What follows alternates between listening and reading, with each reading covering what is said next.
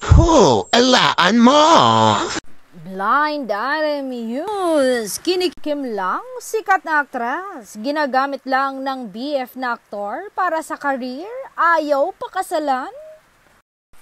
Maraming naaawa sa at nakikisampatya sa isang sikat na not so young actress dahil hindi na magawang mag-open up tungkol sa kanyang BF na aktor kapag ito na ang tinatanong sa kanya ng movie press.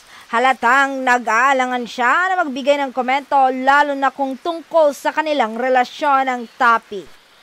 Although alam naman ng lahat na may unawaan sila ng aktor, may mga nagdududa pa rin kung for real ba ang kanilang pagmamahalan. Marami kasi ang nakukulangan sa ipinapakitang atensyon ng aktor sa GIF na sikat na aktres. Parang napipilitan lang daw ang aktor dahil kailangan niya ang sikat na aktres para sa kanyang karir. Masyadong malihim at may pagkamistoryoso ang aktor sa kanyang love life.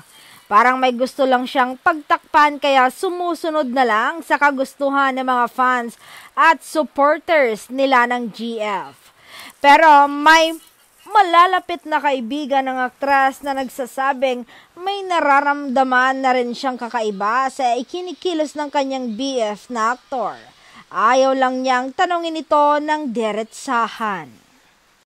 Tsak naman kasing hindi rin naamin ng aktor sa kanya, kaya ngayon ay pareho na lang nilang sinasakyan ang mga kaganapan sa kanilang karir. Napag-iiwanan na nga ang sikat na aktres at ng mga kasamahan niyang nagpakasal na at may sarili ng pamilya. Pangarap din naman ng sikat na aktres ang maikasal at maging bride, kaso wala yata sa bokabularyo ng kanyang BF ang salitang kasal. Hindi mangyayari ang hinihintay sa kanya na magpo-propose sa GF na aktres.